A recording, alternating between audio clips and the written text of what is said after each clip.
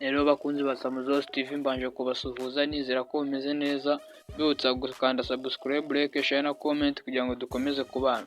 Rero tudatinze ka duhita duhera ku ikipe y'igihugu Amavubi aho yerekeje mu gihugu cya Cote d'Ivoire gukina umukino wa gatatu ishaka itike yo kujya mu gikombe cya Afurika. Amavubi y'abakinnyi 25 yerekeje muri Cote d'Ivoire guhatana na Benin. Mu rukerera rwo kuri uyu wa mbere tariki 7 Ukwakira 2024, ikipe y'igihugu y'u Rwanda Amavubi yahagurutse mu Rwanda yerekeza muri Cote d'Ivoire aho izakirirwa na Benin mu mukino wo gushaka itike y'igikombe cya Afurika 2025.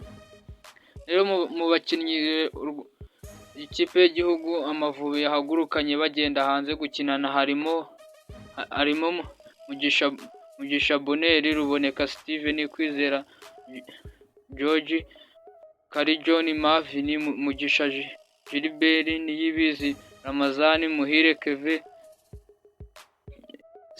Samuel Leopolde Marie, Inshuti Innocent, Biramahire Abedi,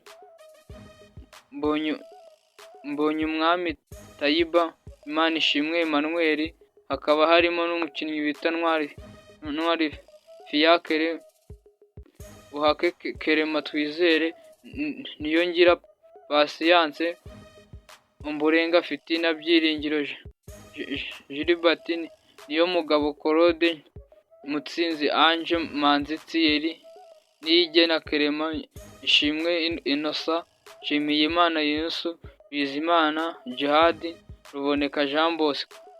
Aba ngaba akaba ari abakinnyi ikipe y'igihugu Amavubi yahagurukanye mu gihugu cy'u Rwanda yerekeza muri Cote d'Ivoire gukinirayo uyu mukino.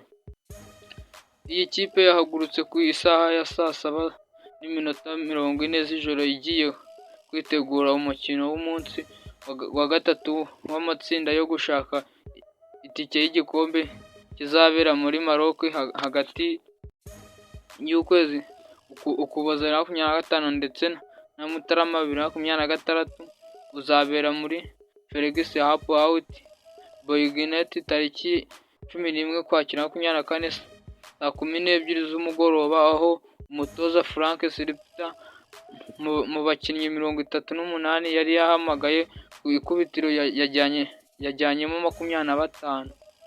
Ni abakinnyi barimo 11 bakina mu Rwanda ari bo umunyezamu Niyongira Patience wa Polisi FC, Fitina Umburenga na Muhire Kevin na ba Rayon Sport,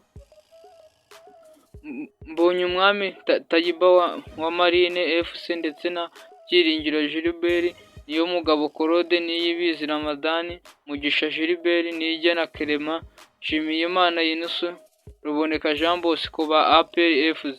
Abandi bose bakaba bakina hanze y'u Rwanda barimo na rutahizamu John Marvin Kuri ukinira Yvedon Sport FC yo mu Busuwisi uhamagawe ku nshuro ye ya mbere. Nyuma y'uyu mukino w'umunsi wa gatatu Amavubi tariki 15 Ukwakira 2024 azakira Benin ku isaha ya saa 12 z'umugoroba ku munsi wa kane. Amavubi mu mikino ibiri imaze gukina kugeza ubu ifitemo amanota 2 nyuma yo kunganyiriza na Libya iwayo 1-1 ku munsi wa mbere no kunganyiriza na Nigeria kuri stade Amahoro 0-0 ku munsi wa kabiri. Mu mukinnyi rero Mugisha Bonheur ukina hagati n'umukinnyi ukina hagati mu kibuga yugarira, naho Ruboneka Jean Bosco we wa APR FC twabivuze haruguru. John Marvin Kuri wahamagaye ku nshuro ye ya mbere ari muri 25 berekeje muri Cote d'Ivoire mu rukerera rwo kuri uyu wa mbere. Ishimwe Innocent ukina muri Tunisia nawe yajyanye n'Amavubi muri Cote d'Ivoire. Yes, akaba yarangaya ari amakuru mwagezwagaho na Samuzos TV. Mbutse gukanda subscribe, like, share na comment kugira ngo mukomeze kubona amakuru ku gihe. Thank you.